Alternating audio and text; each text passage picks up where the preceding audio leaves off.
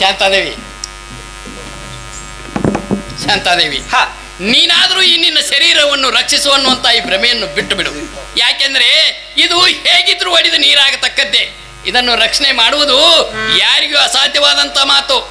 ರಾವಣ ಕೌರವರಂತ ದುಷ್ಟರಿಂದಾಗಲಿ, ರಾಮ ಪಾಂಡವರಂತ ಶ್ರೇಷ್ಠನಿಂದಾಗಲಿ, ಅಡವಿ ಸ್ವಾಮಿ ಮಡಿವಾಳ ಸ್ವಾಮಿ ಅಂತ ಯೋಗಿಗಳಿಂದಾಗಲಿ, ಕರ್ಣ ಬಲಿಚಕ್ರವರ್ತಿ ಅಂತ ತ್ಯಾಗಿಗಳಿಂದಾಗಲಿ, ಗುಡ್ಡಗಳನ್ನೇ ಹೊತ್ತು ತಂದ ಭೀಮ ಹನುಮರಂತ ಬಂಟರಿಂದಾಗಲಿ, ಶಕುನಿ ಮಾರೀಚರಂತ ತುಂಟರಿಂದಾಗಲಿ, ಸೀತಾ ದ್ರೌಪದಿಯರಂತ ಪತಿವ್ರತಿಯರಿಂದಾಗಲಿ, ತಾಟಕಿ ಸುರ್ಪಣಿಕೆಯರಂತ ಜಾರವರ್ತಿಯರಿಂದಾಗಲಿ ಯಾರಿಂದಲೂ ತಮ್ಮ ತಮ್ಮ ಶರೀರವನ್ನು ರಕ್ಷಣೆ ಮಾಡಿಕೊಳ್ಳಲಿಕ್ಕೆ ಆಗಿಲ್ಲ. ಅಂದ ಮೇಲೆ ಮಿಕ್ಕುಳಿದ ನಮ್ಮ ನಿಮ್ಮಂತವರ ಪಾಡೇನು? ಹೆಂಡರು ಮಾಡಿದಂತ ಗಂಡರು ಇಲ್ಲ, ಹೆಂಡರು ಸಾಯದಂತೆ ಮಾಡಿದಂತ ಗಂಡರು ಇಲ್ಲ, ಗಂಡರು ಸಾಯದಂತೆ ಮಾಡಿದಂತ ಹೆಂಡರು ಇಲ್ಲ. ಇದು ಯಾವ ಕಾಲಕ್ಕೂ ಆಗಿಲ್ಲ, ಇದು ಮುಂದಾದ್ರೂ ಇದು ಆಗುವಂತಿಲ್ಲ. ಆದ್ದರಿಂದ ಮಾನಿನಿ, ನೀನಾದ್ರೂ ಈ ನಿನ್ನ ಶರೀರವನ್ನು ರಕ್ಷಿಸುವಂತ ಈ ಭ್ರಮೆಯನ್ನು ಬಿಟ್ಟು ಬಿಡು. ಪ್ರಿಯನಾಥ, ನೀವು ನನ್ನ ರಕ್ಷಣಾಕರ್ತರಲ್ಲವೇ? ಅಲ್ಲ ಎಂದು ನಾನು ಅನೇಕ ಸಾರಿ ಹೇಳಿದನಲ್ಲ. ಹಾಗಾದ್ರೆ ನನ್ನನ್ನು ರಕ್ಷಣೆ ಮಾಡ್ತೇನೆ ಎಂದು ಸುಳ್ಳ ಪ್ರಮಾಣ ಹೇಳಿ ಕೆಲವರ ಹೆಣ್ಣು ಮಗಳಾದ ನನ್ನನ್ನು ಯಾಕೆ ನಿಮ್ಮ ಅಧೀನದಲ್ಲಿ ತಕ್ಕೊಂಡ್ರಿ? ಏನು ಶಾಂತ, ನಿನ್ನನ್ನು ರಕ್ಷಣೆ ಮಾಡುತ್ತೇನೆ ಎಂದು ನಾನು ಸುಳ್ಳು ಪ್ರಮಾಣ ಮಾಡಿದ್ದೇನೆ? ನಿಶ್ಚಯವಾಗಿ ಮಾಡಿದ್ರಿ. ಯಾವಾಗ? ನಾಥ, ಲಗ್ನ ಹೋಗೋ ಕಾಲಕ್ಕೆ ಗ್ರಾಮ ಪಂಚಾಯತಿಯವರು, ಗುರು ಹಿರಿಯರು, ಬಂದ ಬಳಗದವರು ಕೂಡಿರಲ್ಲವೇ? ಕೂಡಿದ ಕಾಲಕ್ಕೆ ಯಾವ ಸದ್ಗುರುವರು ಏನೆಂದು ಅಂದು ಅಕ್ಷತ ರೋಪಣವನ್ನು ಮಾಡುವರು. ಮಂತ್ರಗಳನ್ನು? ನಾಥ, ಆ ಮಂತ್ರಗಳ ಅರ್ಥವೇನು? ಆ ಮಂತ್ರಗಳ ಅರ್ಥ ಏನೆಂದ್ರೆ ಕೇಳು ಸ್ವಾಮಿ, ಹೇಳ್ರಿ.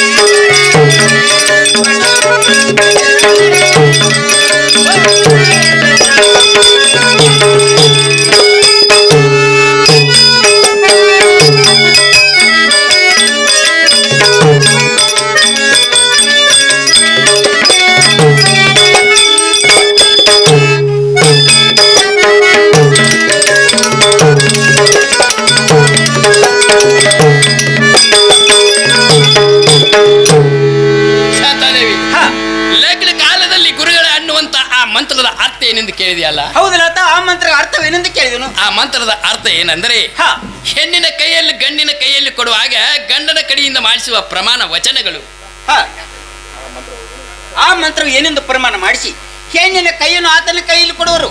ಆ ಮಂತ್ರಗಳು ಏನೆಂದು ಪ್ರಮಾಣ ವಚನವನ್ನು ಕೂಗಿ ಕೂಗಿ ಹೇಳುವೆವೆಂದರೆ, ಹಾ. ಮರಣ ಪರ್ಯಂತರವಾಗಿ ಕೊಡುವಂತಹ ಈ ಕನ್ಯೆಯನ್ನು ಹಾ ಸರ್ವ ದೈವದವರ ಸಾಕ್ಷಿಯಾಗಿ, ಸರ್ವೇಶ್ವರನ ಸಾಕ್ಷಿಯಾಗಿ, ಸದ್ಗುರುವಿನ ಸಾಕ್ಷಿಯಾಗಿ ನನ್ನ ಶರೀರವನ್ನು ನಾನು ಹೇಗೆ ರಕ್ಷಣೆ ಮಾಡಿಕೊಳ್ಳುತ್ತೇನೋ ಹಾಗೆ ಇವಳ ಶರೀರವನ್ನಾದರೂ ರಕ್ಷಣೆ ಮಾಡುತ್ತೇನೆ ಎಂದು, ಮತ್ತು ಹೆಂಡತಿಯ ಕೂಡ ಗಂಡನು ಯಾವ ಧರ್ಮದಿಂದ ನಡೆದುಕೊಳ್ಳಬೇಕೋ ಹಾ. ಆ ಧರ್ಮವನ್ನು ಸೂರ್ಯ ಚಂದ್ರ ಭೂಮಿ ಆಕಾಶಗಳ ಸಾಕ್ಷಿಯಾಗಿ, ಸರ್ವೇಶ್ವರನ ಸಾಕ್ಷಿಯಾಗಿ, ಹಾ. ಸದ್ಗುರುವಿನ ಸಾಕ್ಷಿಯಾಗಿ ಪಾಲಿಸುವೆನೆಂದು ಪ್ರಮಾಣ ಮಾಡಿ ಆ ಮದುಮಗಳನ್ನು ಮದುಮಗನ ಕೈಯಲ್ಲಿ ಕೊಡುವುದೇ ಲಗ್ನ ಮಂತ್ರಗಳ ಅರ್ಥ ಮತ್ತು ಪದ್ಧತಿ ಕೂಡ ಇರುವುದು. ನಾಥ ಧರ್ಮ ಪದ್ಧತಿ ಕ್ಷೀರದಲ್ಲಿ ಘೃತ ವಿಮಲ ನೀರಿನೊಳಗೆ ಸೆಕೆ ಇರ್ದು ಅದರಂತೆ ಶಿವನು ತನ್ನೊಳಗೆ ಅಡಿಗೆಯನ್ನು ಸರ್ವಜ್ಞ ಅನ್ನುವಂತೆ ವಾವಡ್ಯಪ್ಪಣ್ಣ ಪಂಡ್ಯಾಪ್ಗಳು ಹಿರಿಯ ಕಲಾವಿದರು ಇವರು ಕಂಪನಿಗೆ 20 ರೂಪಾಯಿ ಕೊಟ್ಟಿರ್ತಾರೆ, ಅವರಿಗೆ ನಾನು ತುಂಬಾ ಋಣಿಯಾಗಿರ್ತೇನೆ. ನಾಥ ಧರ್ಮವನ್ನು ಬಿಟ್ಟ ನಿನ್ನ ಕೂಡ ನಡೆದುಕೊಳ್ಳ ರಕ್ಷಣೆ ಮಾಡುವನೆಂದು ನನ್ನ ನಿಮ್ಮ ಲಗ್ನದ ಕಾಲದಲ್ಲಿ ಧರ್ಮ ಸರ್ವ ದೇವತೆಗಳು ಸಾಕ್ಷಿಯಾಗಿ ಪ್ರಮಾಣ ಮಾಡಿ ಈಗ ನಿಮ್ಮ ಪ್ರಮಾಣವು ಎಲ್ಲಿಗೆ ಹೋಯಿತು? ನಾಥ ನಾಥ ಧರ್ಮವನ್ನು ಬಿಟ್ಟವರಿಗೆ ದಂಡ ಸಿಗೋದೇನು? ಶಾಂತಾದೇವಿ, ಹಾ ನಿನ್ನನ್ನು ಲಗ್ನ ಆಗುವ ಕಾಲದಲ್ಲಿ ನಿನ್ನನ್ನು ರಕ್ಷಣೆ ಮಾಡುತ್ತೇನೆಂದು ನಾನು ಪ್ರಮಾಣ ಮಾಡಿರುವೆನಲ್ವೇ? ಹೌದು ನಾಥ, ನಿಶ್ಚಯವಾಗಿ ಮಾಡಿದಿರಿ. ನನ್ನಂತೆ ಇಲ್ಲಿ ಕುಳಿತಂತ ಎಲ್ಲಾ ಜನರು ಹಾ. ತಮ್ಮ ತಮ್ಮ ಲಗ್ನ ಕಾಲದಲ್ಲಿ ತಮ್ಮ ತಮ್ಮ ಹೆಂಡತಿಯರನ್ನು ರಕ್ಷಣೆ ಮಾಡುತ್ತೇನೆಂದು ಅವರಾದರೂ ಪ್ರಮಾಣ ಮಾಡಿರುವರಲ್ಲವೇ? ತಮ್ಮ ತಮ್ಮ ಲಗ್ನದಲ್ಲಿ ಎಲ್ಲರೂ ಮಾಡಿರುವರು. ಶಾಂತಾದೇವಿ, ಹಾ ನಾನೇ ಆಗಲಿ ಅಥವಾ ಯಾರೇ ಆಗಲಿ ಹಾ ತಮ್ಮ ತಮ್ಮ ಹೆಂಡತಿಯನ್ನು ರಕ್ಷಣೆ ಮಾಡುತ್ತೇನೆಂದು ಪ್ರಮಾಣ ಮಾಡಿ ಮಾಡುವಂತ ರಕ್ಷಣೆ ಆದರೂ ಅದು ಏನು? ಹೆಂಡರಿಗೆ ರೋಗಾದಿಗಳು ಬಾರದಂತೆ ರಕ್ಷಣೆ ಮಾಡಬಲ್ಲರೆ? ನಾಥ ಹೆಂಡರು ಸಾಯದಂತೆ ಅಥವಾ ನೋಯದಂತೆ ರಕ್ಷಣೆ ಮಾಡಲಿಕ್ಕೆ ಬಾರದ ಗುರುಳು ಮತ್ತೊಂದು ಗುರುಳು ಹೊಡೆದಂತೆ ರಕ್ಷಣೆ ಮಾಡಬಲ್ಲದು. ನಾಥ ಇದು ತೀರಾ ಆಗದ ಮಾತು. ದೇವಿ, ಹಾ ಮುಪ್ಪು ಬಾರದಂತೆ ರಕ್ಷಣೆ ಮಾಡಬಲ್ಲರೆ? ನಾಥ ಇದು ಅಸಾಧ್ಯವಾದ ಮಾತು. ಮರಣ ಬಾರದಂತೆ ರಕ್ಷಣೆ ಮಾಡಬಲ್ಲರೆ? ನಾಥ ಹೆಂಡರು ಸಾಯದಂತೆ ಅಥವಾ ನೋಯದಂತೆ ರಕ್ಷಣೆ ಮಾಡಲಿಕ್ಕೆ ಬಾರದ ಗುರುಳು ಮತ್ತೊಂದು ಗುರುಳು ರಕ್ಷಣೆ ಮಾಡಬಲ್ಲದು. ಇದು ಅಸಾಧ್ಯವಾದ ಮಾತು. ನಾಥ ಏನು ಉತ್ತರ ಕೊಡತ್ತಿ ನೀನು? ನಾನು ಮನೆ ಹೇಳುತ್ತೇನೆ ಕೇಳುವಂತವಳ. ಸ್ವಾಮಿ ಹೇಳು.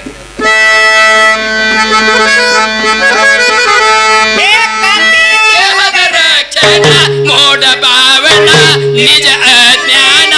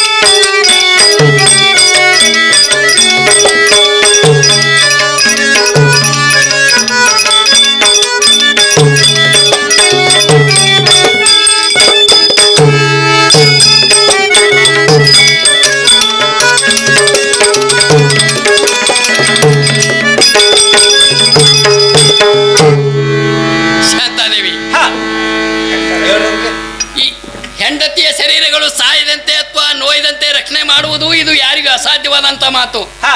ಆದರೆ ಲಗ್ನ ಕಾಲದಲ್ಲಿ ನಿನ್ನನ್ನು ರಕ್ಷಣೆ ಮಾಡುತ್ತೇನೆ ಎಂದು ಶಪಥ ಮಾಡುವರಲ್ಲ, ಹಾ. ಅದು ಎಂತ ರಕ್ಷಣೆ ಎಂದು ಕೇಳಿದೆಯಲ್ಲ ಹೌದು ಅಂತ ಕೇಳಿದನು.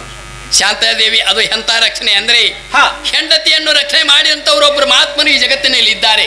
ಹಾ. ಅವರು ಯಾರೇ ಅಂದ್ರೆ ಯಾಜ್ಞವಲ್ಕ್ಯ ಋಷಿಗಳು. ಯಾಜ್ಞವಲ್ಕ್ಯ ಋಷಿಗಳು ಜನಕ ಮಹಾರಾಜನ ಆಸ್ಥಾನದಲ್ಲಿ ರಾಜಗುರುಗಳಾಗಿದ್ರು. ಹಾ. ಅವರಿಗೆ ಕಾತ್ಯಾಯಿನಿ ಮತ್ತು ಮೈತ್ರಾದೇವಿ ಅನ್ನುವಂತ ಇಬ್ರು ಹೆಂಡರಿದ್ರು. ಹಾ. ಅವರು ಗೃಹಸ್ಥಾಶ್ರಮಿಗಳಾಗಿದ್ರು. ಆದರೆ ಅವರು ವಾನಪ್ರಸ್ಥಾಸವನ್ನು ಸ್ವೀಕಾರ ಮಾಡಿ ವಯಸ್ಸಾದ ಮೇಲೆ ಆ ಬ್ರಹ್ಮಾನಂದವನ್ನು ಅನುಭವಿಸಲಿಕ್ಕೆ ಅರಣ್ಯಕ್ಕೆ ಹೊರಟು ನಿಂತಾಗ ಹಾ. ತಮ್ಮಲ್ಲಿರುವಂತಹ ಆ ಆಸ್ತಿಯನ್ನು 2 ಭಾಗ ಮಾಡಿ ಅವಳಿಗೆ ಒಂದು ಮತ್ತು ಮೈತ್ರಾದೇವಿಗೆ ಒಂದು ಹೀಗೆ ಕೊಟ್ಟು ನೀವು ಸುಖದಿಂದ ಇರಿ, ನಾನು ಅರಣ್ಯಕ್ಕೆ ಹೋಗುತ್ತೇನೆ ಎಂದು ಹೇಳಿದರಂತೆ. ಹಾ. ಆವಾಗ ಆ ಮೈತ್ರಾದೇವಿಯು ನೀವು ಯಾವ ಕಾರಣಕ್ಕಾಗಿ ಅರಣ್ಯಕ್ಕೆ ಹೋಗುತ್ತೀರಿ ಎಂದು ಕೇಳಿದಳಂತೆ. ಹಾ. ಆವಾಗ ನಾನು ಈ ಗೃಹಸ್ಥಾಶ್ರಮದಲ್ಲಿ ಇದ್ದುಕೊಂಡು ಶ್ರವಣ ಮನನ ನಿಧಿಧ್ಯಾಸನ ಅನ್ನುವಂಥ ಈ ಎಲ್ಲವೂ ನನಗೆ ಮುಗಿದು ಹೋಗಿದೆ. ಆದರೆ ನಾನು ಇನ್ನು ಆ ಗೃಹಸ್ಥಾಶ್ರಮವನ್ನು ತ್ಯಾಗ ಮಾಡಿ ವಾನಪ್ರಸ್ಥಾಶ್ರಮವನ್ನು ಸ್ವೀಕಾರ ಮಾಡಿ ಅರಣ್ಯಕ್ಕೆ ಹೋಗಿ ಅಲ್ಲಿ ಆಶ್ರಮ ಮಾಡಿಕೊಂಡು ಆ ಬ್ರಹ್ಮಾನಂದದ ಆನಂದದ ಅನುಭವವನ್ನು ಸವಿಯಲಿಕ್ಕೆ ಹೋಗುತ್ತೇನೆ ಎಂದು ಹೇಳಿದರಂತೆ. ಹಾ. ಅದಕ್ಕಾಗಿ ಆ ಮೈತ್ರಾದೇವಿ ಏನು ಹೇಳಿದಳೆಂದರೆ, ನೀವು ಯಾವ ಬ್ರಹ್ಮಾನಂದವನ್ನು ಅನುಭವಿಸಲಿಕ್ಕೆ ಹೋಗುತ್ತೀರೋ ಅದೇ ಆ ಅನುಭವದಲ್ಲಿ ನನಗೆ ಪಾಲು ಕೊಡ್ರಿ ಅಂತ ಕೇಳಿದಳಂತೆ. ಹಾ. ಅದಕ್ಕಾಗಿ ಆ ಯಾಜ್ಞವಲ್ಕ್ಯ ಋಷಿಗಳು ತನ್ನ ಹೆಂಡತಿ ಮೈತ್ರಾದೇವಿಗೆ ಸದಾ ಜ್ಞಾನೋಪದೇಶವನ್ನು ಮಾಡುತ್ತಾ ಅವಳಲ್ಲೇನು ದುರ್ನೀತಿ ಹುಟ್ಟದಂತೆ, ಅವಳಿಗೆ ಏನು ಯಮಬಾಧೆ ತಟ್ಟದಂತೆ, ಪುನಃ ಅವಳು ಈ ಭವಸಾಗರದಲ್ಲಿ ಹುಟ್ಟಿಬಾರದಂತೆ ಆ ಹೆಂಡತಿಯನ್ನು ರಕ್ಷಣೆ ಮಾಡಿದ್ದಾರೆ. ಅದಕ್ಕಾಗಿ ಅದರಂತೆ ಇಲ್ಲಿ ಕುಳಿತಿರುವಂತಹ ಈ ಎಲ್ಲ ಜನರು ತಮ್ಮ ತಮ್ಮ ಹೆಂಡರಿಗೆ ಸದಾ ಜ್ಞಾನೋಪದೇಶವನ್ನು ಮಾಡುತ್ತಾ ಅವರಲ್ಲೇನು ದುರ್ನೀತಿ ಹುಟ್ಟದಂತೆ, ಅವರನ್ನು ಸನ್ಮಾರ್ಗದಲ್ಲಿ ನಡೆಸುತ್ತಾ ಅವರಿಗೇನು ಯಮಬಾಧೆ ತಟ್ಟದಂತೆ, ಪುನಃ ಅವಳು ಈ ಭವಸಾಗರದಲ್ಲಿ ಹುಟ್ಟಿ ಬರಬಾರದು, ಹಾಗೆ ರಕ್ಷಣೆ ಮಾಡುವುದೇ ನಿಜವಾದ ರಕ್ಷಣೆ ಮತ್ತು ಅವರೇ ನಿಜವಾದ ಗಂಡರು. ಹೀಗೇನು? ಹಾಗಾದರೆ ಇವರೆಂತ ಗಂಡರು? ಈಗಿನ ಗಂಡರು ಇವರೆಂತ ಗಂಡರು ಅಂತ ಕೇಳ. ಹಾಗಾದ್ರೆ ಈಗಿನ ಗಂಡರು ಇವರೆಂತ ಗಂಡರು? ಅಟ್ಟಿಕೊಂಡು ಉಣ್ಣುವುದು, ಮುಟ್ಟಿಕೊಂಡು ಮಲಗುವುದು, ಅಂದರೆ ಸಂಚಾರಕ್ಕೆ ದುಡಿಯುವುದು, ಸಂಜೆಗೆ ಬಂದ ಊಟ ಮಾಡುವುದು, ತ್ಯಾಕಿ ಹಾಕೊಂಡು ಮಲ್ಕೋದು. ಇವರನ್ನು ಬಿಟ್ಟರು ಇನ್ನೊಂದರ ಭೇಟಿ ಇಲ್ಲದೆ ಇಬ್ಬರತ್ತ ಗಂಡ ಹೆಂಡರು. ಇವರ ಬರೇ ತಿಂಡಿ ಪೂರ್ತಿ ಮಾತ್ರ ಗಂಡ ಹೆಂಡರು. ಅಲ್ಲವಾ? ಇವರು ಗಂಡರಲ್ಲವೇ? ಅವರಿಗೆ ಗಂಡರೆಂದರೆ ಅದು ಗಂಡ ಅಂತರ. ಹಾಗಾದ್ರೆ ಇವ್ರಿಗೆ ಎಂತ ಪತಿಗಳನ್ನ ಬೇಕು? ಹರದಕ್ಕೆ ಹರಕ ಹಚ್ಚುವ ಪತಿಗಳನ್ನು ಅನ್ನಬೇಕು. ಶಾಂತಾದೇವಿ, ಈ ಸಂಸಾರ ಎಂಬ ಸಾಗರದಲ್ಲಿ ಭೋಗಿಸುವಂತ ಈ ಕಷ್ಟಗಳು ಒಂದಕ್ಕೊಂದು ಪತಿಯಾಗಿ ಬೆನ್ನು ಹತ್ತುವೆ ಹೊರತು ಅವರಿಗೆಂದು ಗತಿ ದೊರೆಯಲಾರದು. ಶಾಂತಾದೇವಿ, ನಿನ್ನನ್ನು ಲಗ್ನ ಆಗುವ ಕಾಲದಲ್ಲಿ ನಿನ್ನನ್ನು ರಕ್ಷಣೆ ಮಾಡುತ್ತೇನೆಂದು ನಾನು ಪ್ರಮಾಣ ಮಾಡಿರುವ ಆ ಧರ್ಮವು ತಪ್ಪದಂತೆ ನಿನ್ನ ರಕ್ಷಣೆ ಹಾದಿಯನ್ನು ಹೇಳುತ್ತೇನೆ, ಕೇಳು. ಶಾಂತಾದೇವಿ, ನೀನಾದರೂ ಈ ಸಟಿ ಸಂಸಾರದ ಆಸೆಯನ್ನು ಸುಟ್ಟು ವೈರಾಗ್ಯವನ್ನು ತಾಳು. ಯಾಕೆಂದ್ರೆ ತಿರುತಿರಿಗೆ ಉಂಡ್ರು ಇದೇ ಊಟ, ತಿರುತಿರಿಗೆ ಕೂಡಿದ್ರು ಇದೇ ಕೂಟ. ಯಾಕೆಂದ್ರೆ ಸಟ್ಟಿ ಎಂದು ಹುಟ್ಟಿದೆವು ಅಂದಿನಿಂದ ಇಂದಿನವರೆಗೆ ನಾವು ಎಷ್ಟು ಉಂಡ್ರು ಅದ ಅನ್ನನ ಉಣ್ಣೋದು, ಎಲ್ಲಿ ಮಲಗಿದ್ರು ಅದ ಹಾಸಿಗೆ ಮೇಲೆ ಮಲಗುವುದು. ಹೀಗೆ ಬರೇ ಕೂಟಗಳಲ್ಲಿ ಶರೀರವನ್ನು ಮಣ್ಣಿಗುರುಡಿಸದೆ ನೀನಾದರೂ ನನ್ನಂತೆ ವೈರಾಗ್ಯವನ್ನು ತಾಳಿ ಆ ಸದ್ಗುರುನಾಥನನ್ನು ಮಾಡಿಕೊಂಡು ಆತನ ಪಾದದಲ್ಲಿ ಬಿದ್ದು ಆತನ ಚರಣ ಸೇವೆಯನ್ನು ಮಾಡಿ ಆತನಲ್ಲಿ ರಕ್ಷಣೆ ಹಾದಿಯನ್ನು ಕೇಳು. ಇದೇ ನಾನು ನಿನಗೂ ಹೇಳುವಂತ ರಕ್ಷಣೆ ಹಾದಿ. ಹೌದು ಶಾಂತ, ನೀನು ಗುರುವನನ್ನು ಮಾಡಿಕೊಂಡು ಗುರುವನನ್ನು ಹುಡುಕಿಕೊಳ್ಳಬೇಕು. ಅಂದ್ರೆ ಆ ಗುರುವಿನ ಅಂತಃಕರಣ ನಿನ್ನ ಮೇಲೆ ಆಗಿ ಅವನ ಕೃಪೆ ಆದ್ರೆ ನೀನು ಈ ಜನ್ಮದಲ್ಲಿ ಧನ್ಯ ಹಾಳಾಗುವ ಶಾಂತ. ಹೆಂಗಸರಿಗೆ ಗಂಡನೇ ಗುರು, ಪತಿಯ ದೇವರು. ನೀವೇ ಇದ್ದು ನಿಮ್ಮನ್ನು ಬಿಟ್ಟು ನಾನು ಇನ್ನೆಲ್ಲಿ ಗುರುವನ್ನು ಹುಡುಕಲಿ? ಹೇಳ್ತೀನಿ ಕೇಳು. ಹೇಳು.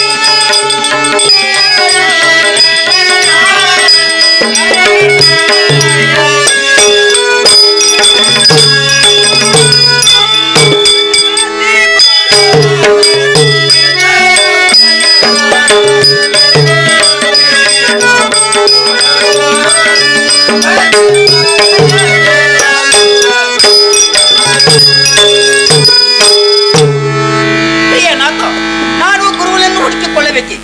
ಹೆಂಗಸರಿಗೆ ಗಂಡನೇ ಗುರು, ಪತಿಯೇ ದೇವರು. ನೀವು ಇದ್ದು ನಿಮ್ಮನೆ ಬಿಟ್ಟು ನಾನು ಇನ್ನೆಲ್ಲಿ ಗುರುವನ್ನು ಹುಡುಕಲಿ? ಹೆಂಡತಿಗೆ ಪತಿಯೇ ಗುರು, ಪತಿಯೇ ದೇವರೆಂಬ ಅಣ್ಣ ಬಸವಣ್ಣನವರ ಮುತ್ತಿನಂತ ಮಾತಿನಂತೆ ನಿನ್ನ ಗುರು, ನಿನ್ನ ದೇವರು ನಾನೇ ಆಗಿರುವೆನು.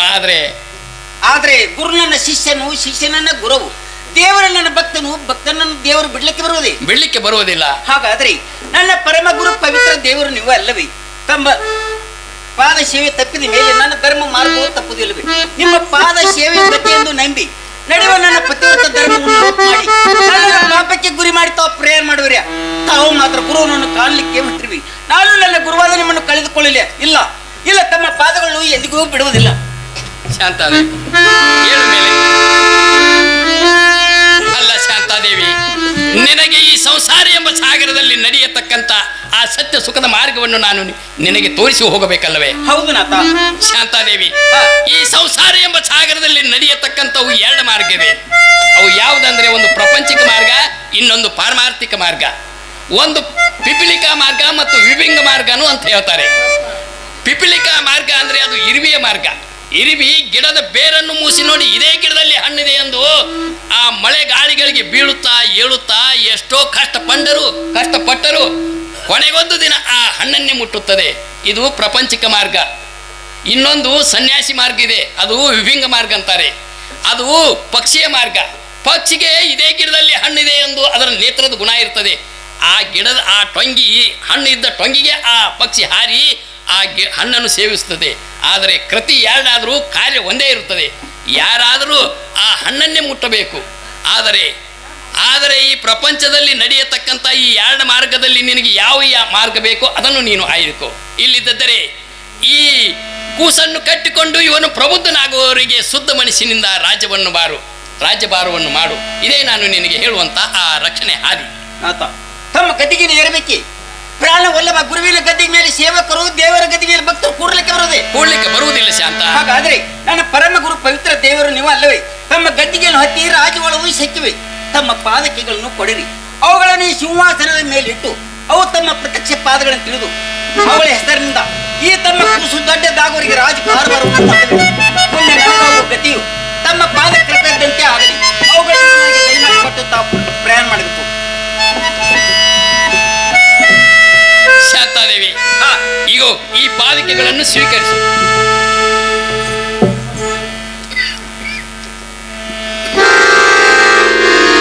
ಶಾಂತಾದೇವಿ, ಇವುಗಳನ್ನು ಸಿಂಹಾಸನದ ಮೇಲೆ ಇಟ್ಟು ಇವುಗಳನ್ನು ಭಕ್ತಿಯಿಂದ ಸೇವೆ ಮಾಡುತ್ತಾ ಶುದ್ಧ ಮನಸ್ಸಿನಿಂದ ರಾಜ್ಯಭಾರವನ್ನು ಮಾಡು. ಯಾಕೆಂದ್ರೆ ಎಲ್ಲ ಬಿಟ್ಟರು ಧರ್ಮ ಮಾತ್ರ ಬಿಡಬೇಡ.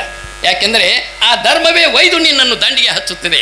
ಅದಕ್ಕಾಗಿ ಶ್ರೀಕೃಷ್ಣ ಪರಮಾತ್ಮನ ಭಗವದ್ಗೀತೆಯಲ್ಲಿ ಏನು ಹೇಳಿದ್ದಾನೆ ಅಂದ್ರೆ, ಧರ್ಮೋ ರಕ್ಷಿತ ಅನ್ನುವಂತ ಆ ಶ್ರುತಿವಾಣಿಯಂತೆ ನೀನು ಧರ್ಮದಿಂದ ನಡೆದುಕೊಂಡರೆ ಆ ಧರ್ಮವೇ ಒಯ್ದು ನಿನ್ನನ್ನು ದಂಡಿಗೆ ಹಚ್ಚುತ್ತದೆ.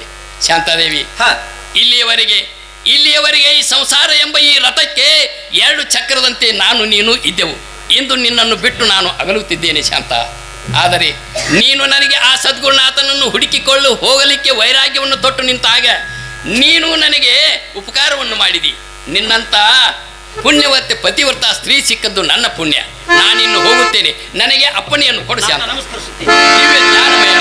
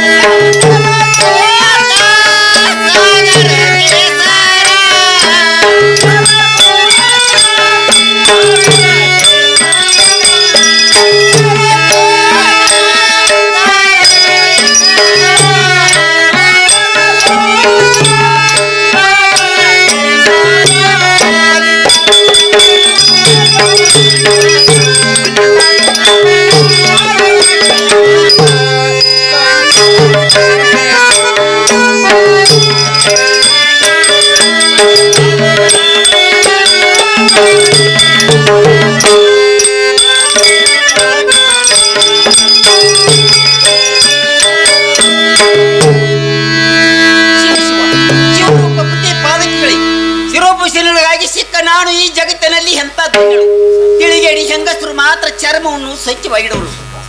ನನ್ನಂತ ಬಾಲಿಕೆಗೆ ಬಾರದ ಬಂಗಾರದ ಅರಳಿ ಚಂದ್ರಕೋಲು ಕೇತಕ್ಕಿಗಳನ್ನು ತಲೆಯಲ್ಲಿಟ್ಟಿದೆ ತಿರುಗೋದು ಯಾವ ಹೆಣ್ಣು ಮಕ್ಕಳಿಗೆ ಸುಖವಾಗಲಿ ಸದ್ಯಕ್ಕೆ ಆಗಲಿ ಸಿಗಲಾರದು. ಇದೇ ನನ್ನ ಅರಳಿಲಿ, ಇದೇ ನನ್ನ ಚಂದ್ರಕೋಲು, ಇವೇ ನನ್ನ ಕೇತಕ್ಕಿ ಕಮಲ, ಇವೇ ನನ್ನನ್ನು ಕರೆದು ಮುಕ್ತಿ ಕೊಡುವ ಕಮಲ.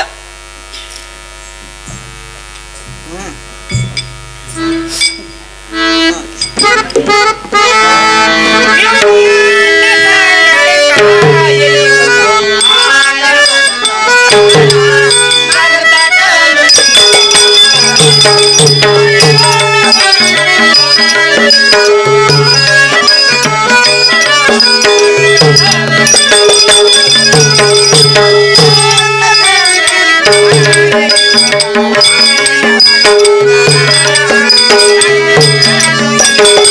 you.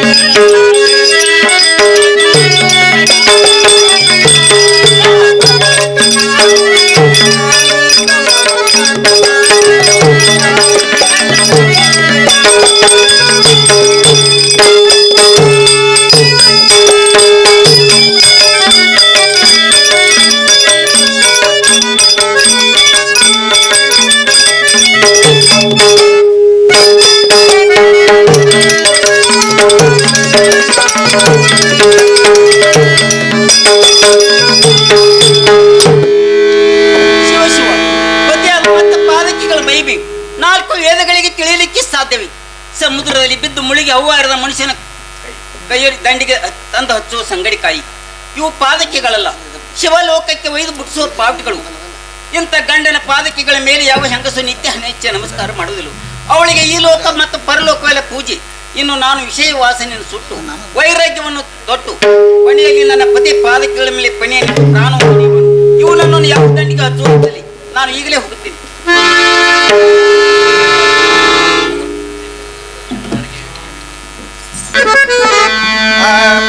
ಓಂ ಸದಾ ದೇವ ಗುರು ಸತ್ವರ ಉರಿವ ಸಂಸಾರ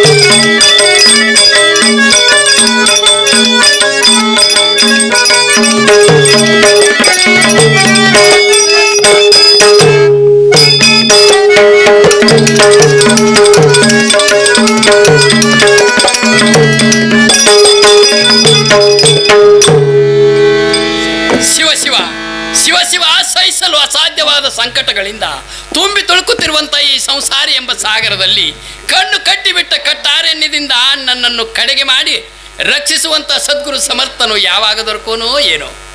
ತಿರುತಿರುಗಿ ಹುಟ್ಟುವುದು, ತಿರುತಿರುಗಿ ಸಾಯುವುದು, ಹೀಗೆ ಹೀಗೆ ಪ್ರಾಣಿ ಕೋಟಿಗಳ ತಿರುಗಾಟದ ಹೊರತು ಇನ್ನೊಂದೇನೂ ಕಾಣಿಸಲೊಲ್ಲದ ಈ ಹುರುಳಿಲ್ಲದ ಹುಸಿ ಸಂಸಾರದಲ್ಲಿ ಹುಸಿ ಆಟದಲ್ಲಿ ಭಾಗವಹಿಸಿ ಭೋಗಿಸುತ್ತಿರುವಂಥ ಈ ಕಡುತರದ ಕಷ್ಟವನ್ನು ಕಡಿಗಾಣಿಸಿದೇವ. ಈ ಕಾರ್ಯಕ್ಕೆ ಅಂದರೆ ಯಾವ ಕಾರ್ಯಕ್ಕೆ? ಜನನ ಮರಣ ಅನ್ನುವಂಥ ಈ ದುಃಖದಿಂದ ಬಿಡುಗಡೆ ಮಾಡುವತಕ್ಕಂಥ ಕಾರ್ಯಕ್ಕೆ ಸದ್ಗುರುನಾಥನೇ ನೀನೇ ಗತಿ ಇರುವುದಲ್ಲದೆ ಇದಕ್ಕೆ ಮತ್ತಾರು ಗತಿ ಇಲ್ಲ ತಂದೆ. ನಾನು ಹುಟ್ಟ ಹತ್ತಿ ಸಾಯ ಹತ್ತಿ ಎಷ್ಟು ಜನ್ಮಗಳಾಯಿತೆಂಬುದನ್ನು ಸ್ವಲ್ಪ ವಿಚಾರ ಮಾಡಿ ನೋಡಿದರೆ ಹಿಂದೆ ನಾನು ತೊಟ್ಟು ಬಿಟ್ಟು ಬಂದ ಈ ಭ್ರಷ್ಟ ದೇಹಗಳ ಚರ್ಮಗಳನ್ನೆಲ್ಲ ಬಿಚ್ಚಿ ಹಾಸುತ್ತಾ ಹೋದರೆ ಈ ಭೂಮಂಡಲವೆಲ್ಲ ಅದು ತುಂಬಿ ಹೆಚ್ಚಾಗಬಹುದು. ಮತ್ತು ಆ ಎಲ್ಲ ಜನ್ಮಗಳ ಎಲುಬುಗಳನ್ನು ಕೂಡ ಹಾಕುತ್ತಾ ಹೋದರೆ ಆ ಮೇರುಗಿರಿ ಪರ್ವತಗಿಂತಲೂ ಮಿಗಿಲಾದ ರಾಶಿಯಾಗಬಹುದು. ಹೀಗೆ ನಾನು ಹುಟ್ಟ ಹತ್ತಿ ಸಾಯ ಹತ್ತಿ ಎಷ್ಟು ಜನ್ಮಗಳಾದರೂ ಅದು ಬರೇ ಭ್ರಮೆಯೇ ಹೊರತು ಹುಟ್ಟಿ ಬಳಕೊಂಡದ್ದು ಇಲ್ಲ, ಸತ್ತು ಕಳ್ಕೊಂಡದ್ದು ಇಲ್ಲ. ಹೀಗೆ ಯಾವ ಪ್ರಯೋಜನವೂ ಕಾಣದೆ ಈ ಹುಟ್ಟು ಸಾವುಗಳಿಗೆ ಭಯಭೀತನಾಗಿ ಅವುಗಳ ಬಾಧೆಯಿಂದ ಅಂದರೆ ಈ ಜನನ ಮರಣ ಅನ್ನುವಂಥ ಈ ದುಃಖದಿಂದ ಬಿಡುಗಡೆ ಆಗಬೇಕಾದರೆ ಸ್ತೋತ್ರಿಯತ್ವನೂ ಮತ್ತು ಬ್ರಹ್ಮನಿಷ್ಠತ್ವನೂ ಇರುವಂಥ ಆ ಸದ್ಗುರುನಾಥನ ಅಂತಃಕರುಣೆ ನಮ್ಮ ಮೇಲೆ ಆಗದ ವಿನಃ ಉಳಿದ ಯುಕ್ತಿಗಳೇ ಇಲ್ಲೆಂದು ಸಾರುತ್ತಿರುವಂಥ ಆ ಶ್ರುತಿವಾಣಿಗಳನ್ನು ನಂಬಿ ದಯಾಸಾಗರ ಜನನ ಮರಣಗಳ ಉರುಳಿನಲ್ಲಿ ನಾ ಪುನಃ ಉರುಳದಂತೆ ಈಗ ತೊಟ್ಟ ಬಂದಿರುವ ಈ ಮನುಷ್ಯ ಜನ್ಮ ಇದೇ ಕಡಿದಾಗಬೇಕು. ಹಾಗೆ ಬೇಗನೆ ಮೈಥೋರಿ ನನ್ನನ್ನು ಉದ್ಧರಿಸಬೇಕೆಂದು ಉಡಿವಡ್ಡಿ ಬೇಡಿಕೊಳ್ಳುತ್ತೇನೆ. ನಗರೋರಧಿಕಂ ನಗುರು ಅಧಿಕಂ. ನಗಾರಿ ಅಕ್ಕವ್ವ ಜಗದೊಳಗಿನ ಜಕ್ಕವ್ವ. ಎಲೆ ಮೂಡು ನಾರಿ ಏನನ್ನುತ್ತಿರುವಿ? ನೀನು ನಗಾರಿ ಅಕ್ಕವ್ವ ಅಂದೆ, ನಾನು ಜಗದೊಳಗಿನ ಜಕ್ಕವ್ವ ಅಂದೆನು.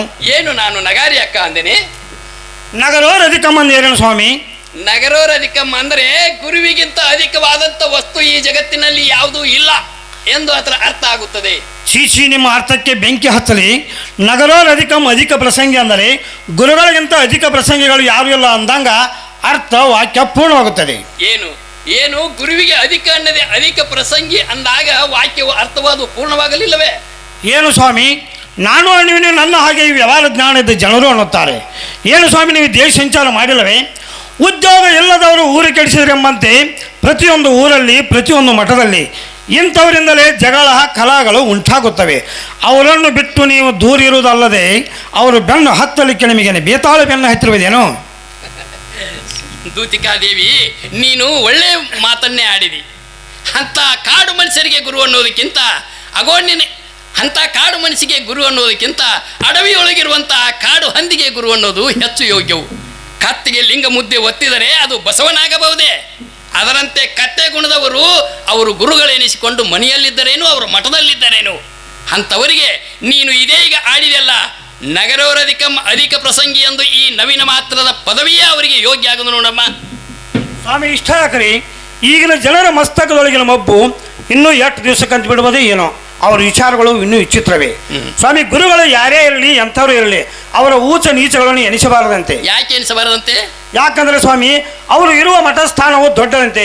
ಹಿಂದೆ ಒಬ್ಬ ಗುರು ಇದ್ದನು. ಆ ಸ್ಥಾನವು ದೊಡ್ಡದೆಂದು ತಿಳಿದು ಅವರಿಗೆ ಅಡ್ಡ ಬಿದ್ದು ದೊಡ್ಡ ನಮಸ್ಕಾರ ಮಾಡಬೇಕಂತೆ. ಮೇಲಾಗಿ ಅವರ ಸ್ಥಾನಕ್ಕೆ ಮರ್ಯಾದೆ ಕೊಡಬೇಕಂತೆ. ಹೀಗೇನು? ಹೌದು. ಹಾಗಾದರೆ ಹಿಂದಕ್ಕೆ ಒಂದು ಅಂಗಡಿಯಲ್ಲಿ ಒಬ್ಬನು ಗಂಧೆಣ್ಣಿ ಮಾರುವವನು ಇದ್ದನು. ಅವನು ಗಂಧೆಣ್ಣಿ ಬಂದವರಿಗೆಲ್ಲ ತನ್ನ ಗಂಧ ಎಣ್ಣೆಯನ್ನು ಹಚ್ಚಿ ಅವರನ್ನು ಸಂತೋಷಪಡಿಸುತ್ತಿದ್ದನು. ಈಗ ಅವನು ಸತ್ತ ಮೇಲೆ ಅದೇ ಅಂಗಡಿಯಲ್ಲಿ ಒಬ್ಬನು ಕೇರೆಣ್ಣಿ ಮಾರುವವನು ಕೇರೆಣ್ಣಿಯನ್ನು ಇಟ್ಟುಕೊಂಡು ಕುಳಿತಿರುವನು. ಇದು ಕಾಲಾಂತರದಿಂದ ಗಂಧೆಣ್ಣಿ ಮಾರುತ್ತಾ ಬಂದ ಸ್ಥಾನ ಬಹುದೊಡ್ಡ ಸ್ಥಾನವೆಂದು ತಿಳಿದು ಈಗ ಅಲ್ಲಿ ಕೇರೆಣ್ಣಿ ಇದ್ದರೇನು, ಕೇರೆಣ್ಣಿ ಮಾರುವವನು ಇದ್ದರೇನು, ಅದು ಗಂಧೆಣ್ಣಿ ಎಂದು ತಿಳಿದು ಅದನ್ನು ಮೈಗೆ ಹಚ್ಚಿಕೊಳ್ಳಬೇಕೆ ಮತ್ತು ಅವರ ವೇಷಕ್ಕೆ ಅವರ ಸ್ಥಾನಕ್ಕೆ ಮರ್ಯಾದೆ ಕೊಡಬೇಕೆಂದು ಅನ್ನುತ್ತಿರುವವರ ಬುದ್ಧಿ ಬೆಲೆ ಕಟ್ಟುವುದು ಇದು ಬಹಳ ಕಠಿಣದೇ ನೋಡಮ್ಮ. ಸ್ವಾಮಿ, ಇಷ್ಟೇ ಹಾಕ್ರಿ. ಮೈ ಮೇಲೆ ಕ್ಯಾವಿ ವಸ್ತ್ರ ಇದ್ದರೆ ತೀರಿದಂತೆ ಅವರು ವೇಷಕ್ಕೆ ಸಹ ಮರ್ಯಾದೆ ಕೊಡಬೇಕಂತ್ರಿ ಸರ. ಏನು ವೇಷಕ್ಕೆ ಮರ್ಯಾದೆ? ಹಾಗಾದ್ರೆ ಕೇಳು ಅಮ್ಮ, ನೀನು ಬಹಳ ಒಳ್ಳೆಯ ವಿಷಯವನ್ನು ಕೇಳಿದೆ ನೋಡು.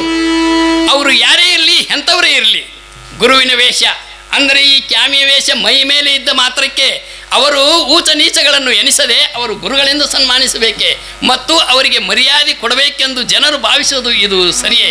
ಅಮ್ಮ ಅಮ್ಮ ಆನೆಯ ವೇಷ ಅಂದರೆ ಆನೆಯ ದುಬ್ಬದ ಮೇಲೆ ಇಡಿಸುವ ಅಂಬಾರಿಯನ್ನು ಮತ್ತು ಆಭರಣಗಳನ್ನು ಹಂದಿಯ ದುಬ್ಬದ ಮೇಲೆ ಇಟ್ಟರೆ ಅದಕ್ಕೆ ಹಂದಿ ಅನ್ನದೇ ಆನೆ ಎಂದು ಅದನ್ನು ಸನ್ಮಾನಿಸಬೇಕೇನು ಅಮ್ಮ? ಅದರಂತೆ ರೊಟ್ಟಿಯ ಬುಟ್ಟಿಯ ವೇಷ ಅಂದರೆ ರೊಟ್ಟಿಯ ಬುಟ್ಟಿಯ ಮೇಲೆ ಮುಚ್ಚಿರುವಂತಹ ಆ ನಿರ್ಮಲವಾದ ಶುಭ್ರ ವಸ್ತ್ರವನ್ನು ಹಲಾಲ್ಕೋರ್ನ ಹೇಸಿಗೆ ಬುಟ್ಟಿಯ ಮೇಲೆ ಮುಚ್ಚಿದರೆ ಅದು ಅದರ ಊತ ನೀಚಗಳನ್ನು ಎನಿಸದೆ, ಅದು ಹೇಸಿಗೆ ಬುಟ್ಟಿ ಎಂದು ಅದನ್ನು ಹೇಸಿಕೊಳ್ಳದೆ ಅದರಲ್ಲಿ ಮೇಲೆ ಮುಚ್ಚಿರುವ ಆ ವೇಷ ಮಾತ್ರದಿಂದ ಅದು ರೊಟ್ಟಿ ಬುಟ್ಟಿ ಎಂದು ಅದನ್ನು ಸನ್ಮಾನಿಸಬೇಕೆ ಅಮ್ಮ? ಅದರಂತೆ ಗುರುವಿನ ವೇಷ ಅಂದರೆ ಈ ಕ್ಯಾಮಿಯ ವೇಷ ಬರೀ ಮೈ ಮೇಲೆ ಇದ್ದ ಮಾತ್ರಕ್ಕೆ ಅವರು ಗುರುಗಳಾಗಲಾರರು. ಗುರುಗಳಂದ್ರೆ ಅವರು ಎಂಥವ್ರು ಇರಬೇಕು? ಅವರು ಬ್ರಹ್ಮಚಾರಿಯಾಗಿರಬೇಕು, ಬ್ರಹ್ಮವಿದ್ಯೆಯನ್ನು ಪಡೆದಿರಬೇಕು, ಸದ್ಗುರುನಾಥನ ಸೇವೆಯನ್ನು ಮಾಡಿ ಬ್ರಹ್ಮವಿದ್ಯೆಯನ್ನು ಪಡೆದಿರಬೇಕು. ಅಂಥವರಿಗೆ ಮಾತ್ರ ಯೋಗ್ಯ ಗುರುಗಳ ಅನ್ನಲಿಕ್ಕೆ ಬರ್ತದೆ. ಆದರೆ ಈ ಭಿಕ್ಷೆ ಬೇಡು ಸಂಬಂಧ ಆಗಿ ಈ ಕ್ಯಾವಿಯ ವೇಷವನ್ನು ಮೈ ಮೇಲೆ ಹಾಕ್ಕೊಂಡು ಮಾತ್ರಕ್ಕೆ ಅವರು ಗುರುಗಳಾಗಲಾರರು. ಅಂಥವರಿಗೆ ನಮಸ್ಕಾರ ಮಾಡುವುದಾಗಲಿ ಮತ್ತು ಅವರಿಗೆ ಮರ್ಯಾದೆ ಕೊಡೋದಾಗಲಿ ಅಂಥವ್ರಿಗೆ ಯಾರು ಮಾಡಬಾರ್ದು ನೋಡು. ನಮಸ್ಕಾರ ಯಾಕೆ ಮಾಡಬಾರ್ದ್ರಿ? ನಮಸ್ಕಾರ ಯಾಕೆ ಮಾಡಬಾರ್ದು ಅಂದ್ರೆ ನಾವು ದೊಡ್ಡ ಸಾಧುಗಳು, ನಾವು ದೊಡ್ಡ ಪಂಡಿತರು, ನಮ್ಮ ಅಡ್ಡ ಪಲ್ಲಕ್ಕಿ ಆಗ್ಯಾವರು, ನಮ್ಮ ಉದ್ದ ಪಲ್ಲಕ್ಕಿ ಆಗ್ಯಾವು ಅಂತೇಳಿ ದೊಡ್ಡ ದೊಡ್ಡ ಅಹಂಕಾರ ಅವ್ರ ಮನಸ್ಸಿನಾಗ ಮೊದಲ ಮಟ್ಟಿ ತುಂಬಿಕೊಂಡಿರ್ತೈತಿ. ಆದರೆ ಜನರು ಅವರಿಗೆ ಅಡ್ಡ ಬಿದ್ದಂಗೆ ಅವರು ಮದಕ್ಕೆ ಮತ್ತಷ್ಟು ಪುಟಿಗೆ ಕೊಟ್ಟಂತಾಗಿ ಅವರು ಮತ್ತಷ್ಟು ಅಡ್ಡ ಸೆಟ್ಟಿತಾರೆ. ಅದಕ್ಕಾಗಿ ಅವರಿಗೆ ಮರ್ಯಾದೆ ಕೊಡೋದಾಗ್ರಿ, ನಮಸ್ಕಾರ ಮಾಡೋದಷ್ಟ ಅಲ್ಲ, ಅವರು ಮುಂದಿದ್ರು ಅವ್ರನ್ನ ಮಾತಾಡ್ಸಬಾರ್ದು. ಅಂದ್ರೆ ಅವ್ರು ಮೆತ್ತಗಿರ್ತಾರೆ, ಮೆತ್ತಗೆ ಅಂತ ಸ್ವಾಮಿಗಳು ಅಲ್ರಿ. ಅಂತೂ ಮನುಷ್ಯರಿಗೆ ಒಟ್ಟ ಗುರುಗಳು ಬೇಡನ್ರಿ? ಮುಡೇ ನಾನು ಮನುಷ್ಯನಿಗೆ ಗುರುಗಳು ಬೇಡ ಅಂತ ಹೇಳಿದ್ದೇನೆ.